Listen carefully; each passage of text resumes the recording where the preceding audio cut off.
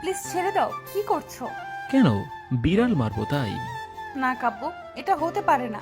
তুমি তো আমার ছাত্র, তোমার সাথে এসব করি কি করে বলো তো? ছাত্র? সেটা তো কলেজে, তবে এটা আমাদের বাসর ঘর, আর তুমি আমার বউ। কাছে আসো, আদর করব। প্লিজ কাব্য, এমন করো না। আমি তোমাকে স্বামী হিসেবে মেনে নিব না। কিন্তু কেন?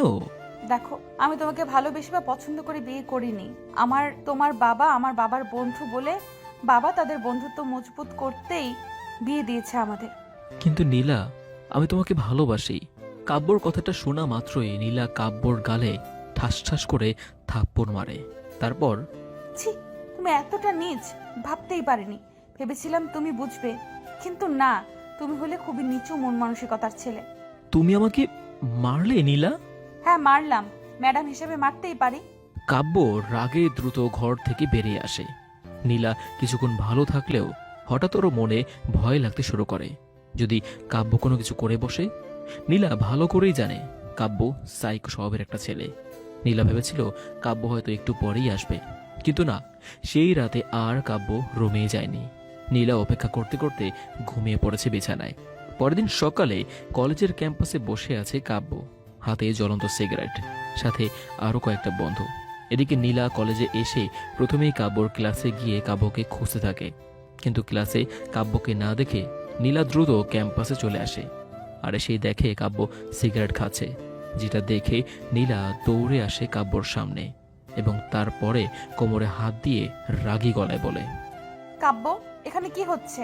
কাব্য মাথা তুলে নীলার দিকে তাকায়, তারপর সিগারেটে এক টান দিয়ে আকাশের দিকে ধোঁয়া ছাড়তে ছাড়তে বলে, কই কিছু না তো ম্যাম।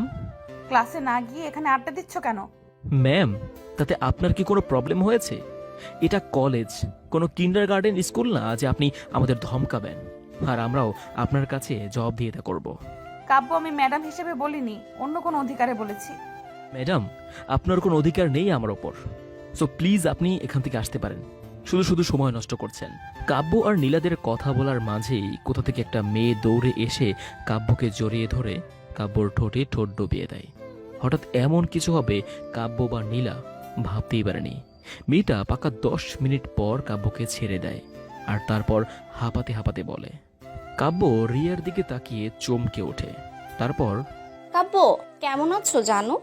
আরে আরে রিয়া, জানো তুমি কবে এলে আমেরিকা থেকে? ও মাই গড, এত বড় সারপ্রাইজ! হ্যাঁ জানো, আর হ্যাঁ, আরেকটা সারপ্রাইজ আছে। আমি এই কলেজেই তোমার সাথে ভর্তি হয়েছি। আজকে তো ট্রেড দিতেই হবে জানো, তো চলো আমরা কোথাও থেকে ঘুরে আসি। কাব্য রিয়াকে নিয়ে চলে যেতে নেবে, অমনি নীলা কাব্যর হাত চেপে ধরে। এদিকে রিয়া কিছুটা আর চোখে নীলার দিকে তাকায়। কি হলো, হাত ধরলেন কেন? কাব্য, বেশি বাড়াবাড়ি হয়ে যাচ্ছে না? আর তাছাড়া আমাকে নিয়ে কোথায় যাচ্ছ তুমি? কি বলছেন ম্যাম এগুলো? আপনাকে নিয়ে আমি এবার কোথায় যাব? তাছাড়া আপনি আমার ম্যাডাম, আপনাকে কেন আমি আমার কাবাবের মধ্যে হাড্ডি বানাবো? কাব্য, বেশি কিচ্ছু হয়ে যাচ্ছে। তুমি কি ভুলে যাচ্ছ আমি তোমার?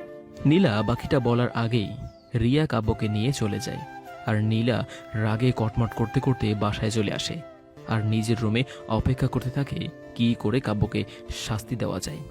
এদিকে রাত 10টায় কাব্য বাসায় ফিরতেই নীলা কাব্যকে নিয়ে রুমে চলে আসে আর ঠাস করে দরজাটা লাগিয়ে দিয়ে বলে, এই, তুই কি যেন বলেছিলি তখন? আমি তোর কে হই বল তাড়াতাড়ি। কে আবার হবেন? ম্যাডাম হন। আর আমাকে এরকম টেনে আনছেন কেন ম্যাডাম? আমি অন্য রুমে ঘুমাবো। 6 মাস পর আপনাকে আপনার ঠিকানায় পাঠিয়ে দেব। মানে? এত মানে মানে কিছু নেই, আমি অন্য রুমে গেলাম, ঘুম পাচ্ছে আমার। অন্য রুমে যাবে কেন? আমি না তোমার বউ? তোমার সাথেই থাকো। গত রাতে কি করেছেন মনে আছে? আমি নিজ মন মানসিকতার একটা মানুষ, আমার সাথে কি আপনার যায় বলুন? তাছাড়া আপনি তো আমার ম্যাডাম, সো দূরে থাকাই বেটার। তাহলে আমার কি হবে? আসলে সরি, আমি না আপনাকে জোর করেই বিয়ে করেছি। বড্ড বেশি ভালোবাসতাম তো তাই আর কি। বাবা মাকে বলে আপনার অনুমতি ছাড়াই বিয়ে করেছিলাম, আর এবার আপনার অনুমতিতেই আপনাকে মুক্ত করে দেব। মুক্ত করে দিব মানে? মানেটা খুব সোজা, ডিভোর্স দিয়ে দেব। আর এখন না আমার আর ভালো লাগছে না ম্যাডাম, আগামীকাল রিয়ার সাথে ঘুরতে যাব, তাই এখন ঘুমাবো, বাই। কাব্য নীলাকে ইগনোর করে চলে যায় অন্য রুমে।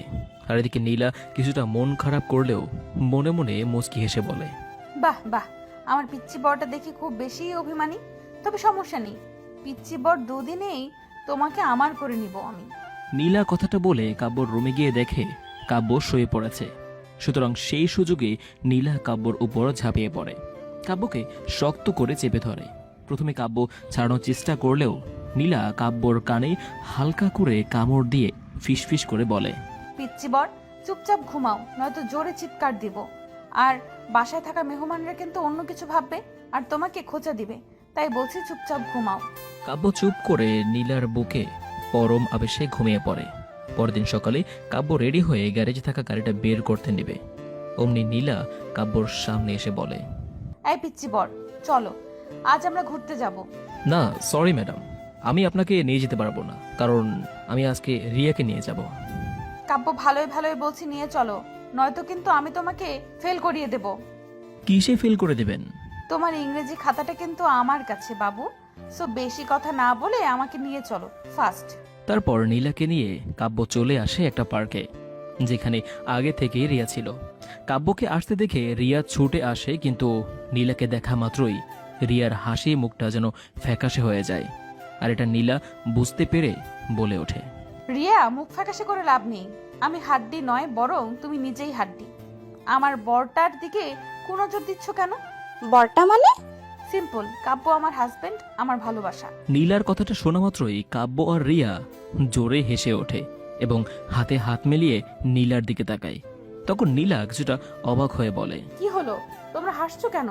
ম্যাম, আমি জানতাম আপনি কাব্যের স্ত্রী, আমার ভাবি, কিন্তু আপনি আমার বন্ধু কাব্যের সাথে বাসরাতে কি করেছেন সেটা কাব্য আমাকে বলেছে, তাই তো প্ল্যান করে চলে এসেছি সুদূর আমেরিকা থেকে।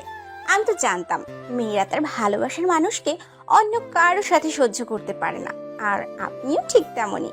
ইস, বোকা হয়ে গেলাম। ম্যাডাম তলে তলে এত ভালোবাসেন, তবে কেন বাসর রাতে অমন করলেন? তো কি করব, জোর করে বিয়ে করেছো, তো জোর করে বাসরটা করতে পারলে না? কাব্য, যা ভাই, বউকে নিয়ে বাসরটা সেরে ফেল, আমিও চলে যাই আমার হাজবেন্ডের কাছে, বেচারা একা বহুত কষ্টে আছে। কাব্য মুচকি হেসে রিয়াকে এয়ারপোর্টে রেখে এসে বাসায় চলে আসে। রাত 12টা, কাব্য আর নীলা পাশাপাশি বসে আছে। এমন সময় নীলা বলল, এই শুরু করবে নাকি ঘুমাবো? করছি তো জানো, কাছে আসো। বাকিটা বলার আগেই নীলা নিজ থেকেই কাব্যর ঠোঁট নিজের দখলে নিয়ে নেয়।